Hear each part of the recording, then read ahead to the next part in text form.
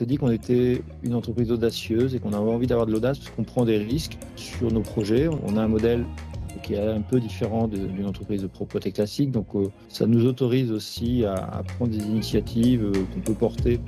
Le magazine Service vous présente le podcast Une voix, un parcours, pour parler sans détour avec un dirigeant de la propreté.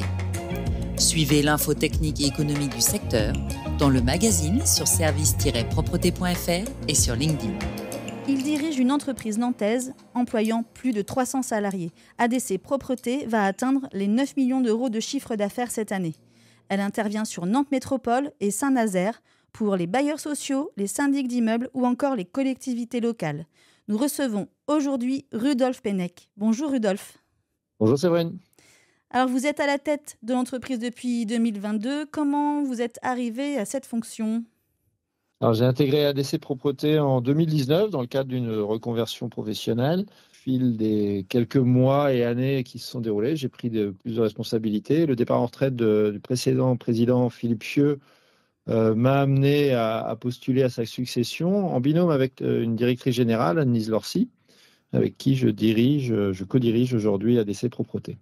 Alors avant de parler un peu plus en détail d'ADC Propreté, qu'est-ce qui vous a conduit dans le cadre de cette reconversion à la propreté ? J'ai eu une rencontre avec Philippe Fieux dans le cadre effectivement de ma recherche d'emploi. J'ai travaillé avant dans tout autre domaine, dans le conseil et l'audit, où j'avais des fonctions marketing. Je cherchais une entreprise, je dirais, avec du sens. L'entreprise ADC a la particularité d'être une entreprise à mission d'insertion professionnelle qui fait des activités de propreté et d'espace vert. Et donc, la rencontre avec Philippe m'a amené à ce domaine-là. Je m'y suis plu et je pense qu'on s'est trouvé, notamment parce que j'ai vécu une période intense, période Covid, qui m'a mis dans le bain assez vite. Et alors, la propreté, ça vous a plu pour quelles raisons ?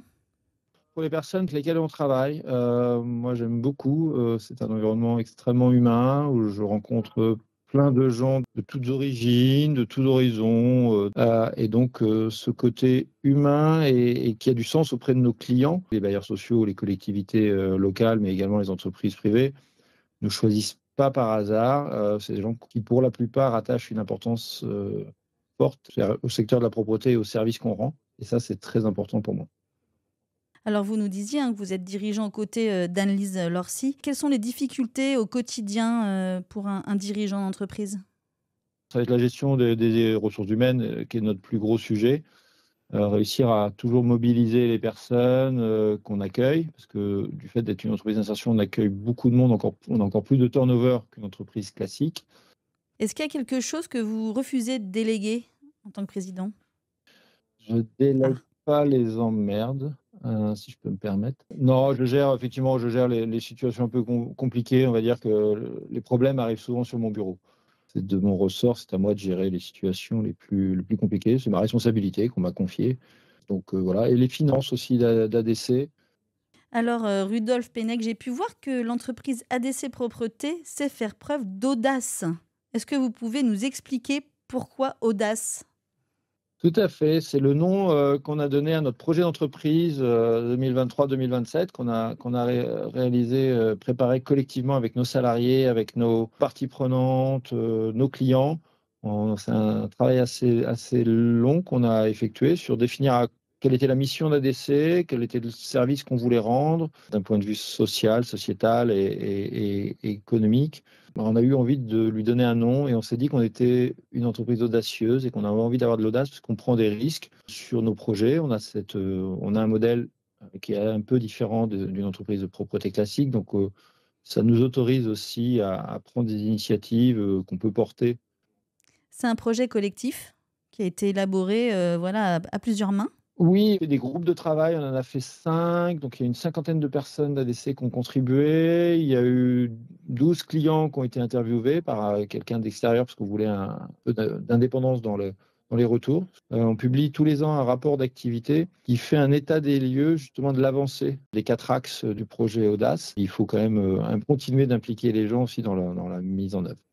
Alors, quels sont ces 4 axes dont vous nous parlez ? Alors, le premier, il est sur notre raison d'être, qui est donc l'insertion professionnelle, l'insertion par l'activité économique. Donc, c'est effectivement une feuille de route sur faire évoluer cette mission, développer de la formation, développer des supports d'activité, permettre à des gens éloignés de l'emploi de s'intégrer dans le marché du travail. Le deuxième axe, il est économique. On a bien sûr une obligation de pérennité et de développement. Depuis 4 ans, on est entre 8 et 10% de croissance chaque année. Le troisième axe, il est sur la gestion des ressources humaines et notre personnel permanent, parce que sur 320 salariés d'ADC, vous en avez 170 qui sont des salariés CDI permanents, et donc il ne faut pas les oublier. C'est eux qui font tourner la boutique. C'est grâce à eux qu'on arrive à délivrer des services de qualité à nos clients, mais aussi à remplir notre mission d'insertion.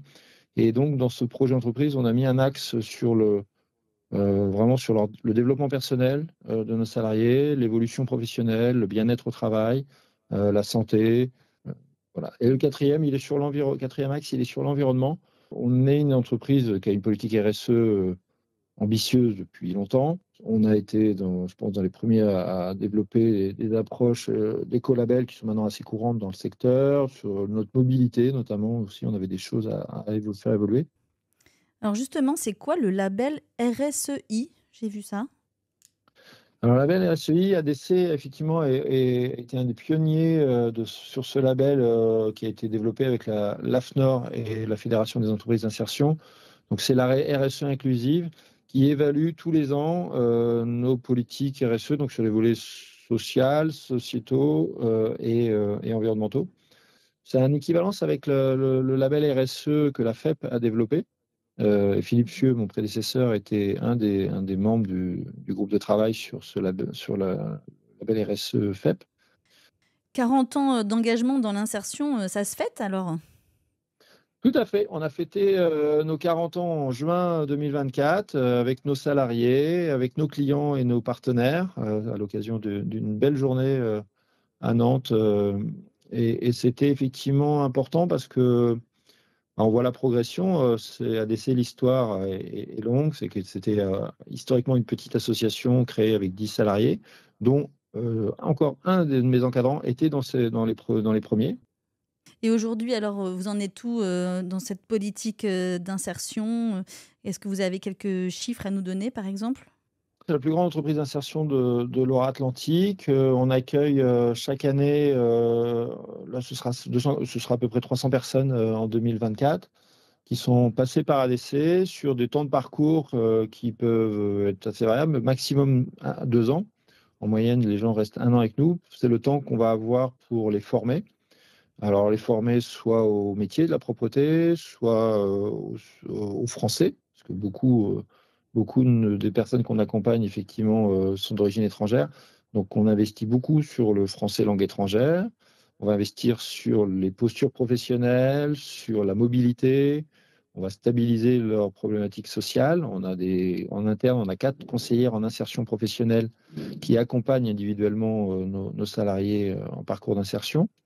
On a 2 formatrices internes justement qui montent soit en interne, soit avec des partenaires, des programmes de formation. Actuellement, on avait 10 personnes en TFP, agents machinistes. On a des chefs d'équipe qui sont aussi en formation actuellement, certains étaient en parcours d'insertion. Donc l'insertion, voilà, un peu plus de 300 personnes. C'est 50% de notre effectif opérationnel. Donc on travaille en binôme. Un salarié permanent avec un salarié en insertion. Vous êtes aussi précurseur en matière de travail en journée. Vous en êtes où aujourd'hui? On a la chance d'être sur un territoire à Nantes où les acteurs locaux, que ce soit publics ou privés, sont très sensibles à ce sujet du travail en journée. Je crois que c'est pour ça que Nantes a été un des territoires pionniers du sujet. Aujourd'hui, on a à peu près 80% de nos activités qui sont faites en journée. Alors c'est lié à notre clientèle aussi, collectivités, bailleurs sociaux. Là où on a encore le plus de travail à faire, mais on a des beaux succès, c'est auprès des entreprises privées, notamment le tertiaire, les bureaux pour lesquels on travaille. Récemment, on vient de gagner un tout nouveau marché, justement, sur du tertiaire en journée. Il faut expliquer, il faut évangéliser. On a des gens qui sont plutôt ouverts. Aujourd'hui, moi, ce que je valorise beaucoup sur ce sujet, c'est le travail continu. Parce qu'on a des salariés déjà qui, pour beaucoup, aiment bien commencer tôt en journée de travail. Par contre, en continu, c'est la vraie force d'ADC. Nos équipes travaillent donc 7 heures en continu avec des temps de pause. Et ce qui permet d'offrir des temps complets. La moyenne de contrat chez ADC est de 32 heures. On a une grande partie de nos salariés à temps complet. Et ça, c'est très important pour nous parce que ça permet d'offrir un niveau de vie à ces salariés, je dirais, minimum. Alors, je voulais revenir sur ce que vous disiez tout à l'heure dans les axes de votre projet d'entreprise. L'aspect économique, effectivement, c'est important. J'ai vu que vous étiez diversifié au niveau des activités. Est-ce que ça fait partie d'une stratégie de proposer des services multiples à vos clients? Oui, on a développé, alors ça fait quelques années, mais là, on a accéléré dans les 2 dernières années sur la partie espace vert. C'est une activité qui était en service associé, comme on le voit souvent dans les entreprises de propreté pour des clients existants. Et aujourd'hui, c'est une activité qui a sa propre clientèle de plus en plus, qui a une équipe en forte croissance. Pourquoi ce développement? C'est aussi que c'est un support d'activité pour nos salariés en insertion. On a également développé l'activité maintenance immobilière. Là, c'est vraiment en réponse à des attentes clients, qui est des problématiques de petites plomberies, électricité, déménagement, etc. Rudolf, merci. Avant de mettre un terme à notre discussion, je vais passer le micro à Loane Bourric, qui va vous proposer un petit jeu si vous voulez bien vous y prêter. Avec plaisir. Bonjour Rudolf. Bonjour. Nous allons maintenant passer aux 5 questions de la rédaction. Le principe, c'est de répondre le plus spontanément et le plus rapidement possible. C'est parti? C'est parti. Alors, avec une baguette magique, que changeriez-vous dans la profession?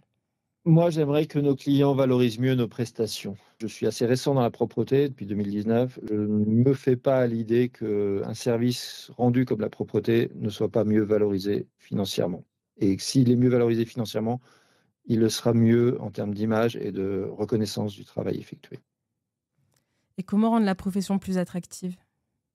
En formant, en montrant que c'est un métier qui peut être technique. Dans 10 ans, vous en serez où? Je ne sais pas, je vis au jour le jour. Je me verrais bien chez ADC encore, je m'y sens bien. 3 mots pour définir l'entreprise de propreté idéale. Je dirais humaine, formatrice et valorisante. Et une citation ou une devise qui vous ressemble?